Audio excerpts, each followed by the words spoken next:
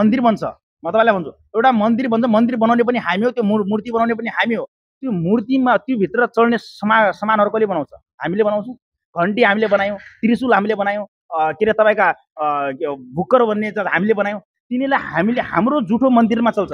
यति कुरा बुझ्नु त भाइ, हाम्रो जुठो, किनभने हामीले थुक लगाए पिटिएका सामानहरू मन्दिरमा चल्छ, हामीले मुख लगाएर बजाएका भुक्करहरू मन्दिरमा चल्छ, हामीले बनाएका घाँडोमा मन्दिरमा चल्छ। अनि त्यो मन्दिरमा हामी किन चल्दैनौँ? ए हजुरको भनाइपछि हामीले बनाएको चाहिँ सामानहरू मन्दिरमा जाने, उहाँ चाहिँ क्षेत्री बाहुनहरूको पवित्र हुने चाहिँ उहाँले शुद्धहरू गरेर उहाँले पूजापाठ गर्ने, तर हामी जाँदाखेरि चाहिँ जुठो हुने। हजुरको भनाइ चाहिँ त्यही हो होइन? यो हो मेरो भन्ने कुरा पनि यो। तपाईँ आफै बुझ्नुहोस् न, एउटा त्रिशूल बनिन्छ, आलिम बनाउँछ। पहिला एउटा मन्दिरमा कोही पूजा हुन्छ भने त्यो सामान लिएर कसमा जान्छन्? दलित समुदायमा जान्छन्। दलित समुदायले के गर्छ? पिट्छ, आफू थुक लगाए पिट्छ। भुक्कर बनाउन कहाँ गयो भने भुक्कर मुख लगाएर जुठो बनाएर दिँदैन, त्यो समाएर कहाँ चढ्छ? त्यो मन्दिरमा चढ्दैन। त्यो मन्दिरमा बस्ने मूर्ति बनाउने मूर्ति कसले बनायो? हामीले थुक लगाए पिटेको मूर्ति होइन त्यो। अनि त्यो मूर्ति हामीले हाम्रो सामग्री त्यहाँ चढ्छ, अनि हामी त्यहाँ किन चल्दैनौँ? हामी त्यहाँ किन बस्न पाउँदैनौँ? दर्शकबिन नमस्ते, म लब्धी केशव। केही दिनपछि सामाजिक सञ्जालमा यो जात लिएर चाहिँ भिडियोहरू होइन, केही दिनपछि जात लिएर भिडियो सम्बन्धी चाहिँ भाइरल हुने चाहिँ 2-4वटा भ्युजको लागि जात बेचेर चाहिँ भिडियो बनाउने मान्छेहरूको लागि गोविन्द सिंहको चाहिँ मनमा चाहिँ केही कुराहरू चाहिँ उहाँको मनमा चाहिँ चित्त नबुझे हुँदाखेरि उहाँ चाहिँ आज मसँग आउनु भएको छ। उहाँलाई चाहिँ धेरै ढिलो नगरेर हजुरहरूको माझमा उपस्थित गर्न गइरहेको छ। हजुर नमस्ते।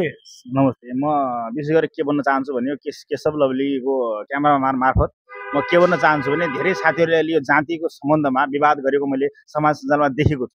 तर म ती साथीहरूलाई के भन्न चाहन्छु भने हुन त म तपाईँसँग बहस गर्न मैले कहाँ आउनुपर्छ म बहस गर्न तयार छु। तर फेरि पनि मलाई यति मात्र भन्न छ कि यो जातलाई हामी के हो भन्ने कुरा सबैलाई थाहा भएकै कुरा हो।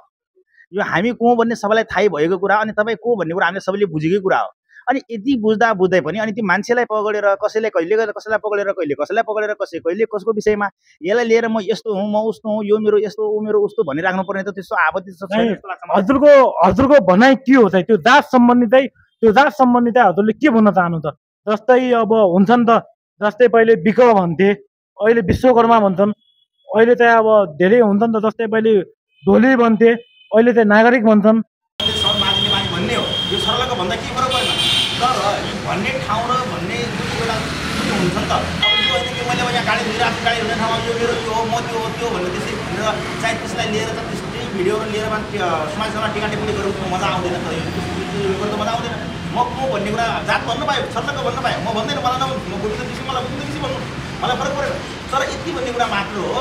अब यो यस्तै समाजमा हाल्दाखेरि यसले खेपिएको जस्तो देखिन्छ। यसरी हजुरको भनाइ हो कि हजुरको भनाइ कि सामाजिक सञ्जालमा चाहिँ अहिले चाहिँ यो जात भात लिएर चाहिँ जब कि म डुम हो, म बिसी हो, म भुल हो भन्ने थाहा हुँदै पनि 2-4वटा भ्युजको लागि चाहिँ यो चाहिँ अब हाम्रो चाहिँ जात सम्बन्धी चरित्रहीन नगरिदियो भने हजुरको सोच हो।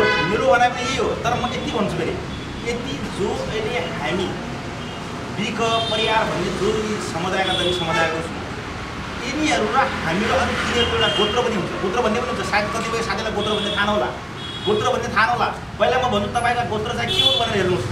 यी गोत्र, यी विकसित भन्ने चाहिँ पछि छुटेका हुने, छुटेका कुरा मेन अलिक पुर्खनी हो। यति हेर्यो भने गोत्र हेर्नुहोस्। गोत्र त्यो गोत्रमा के हुन्छ भने गोत्र तपाईँको र हाम्रो गोत्रको हाम्रो गोत्र पावर सबै मिल्छ।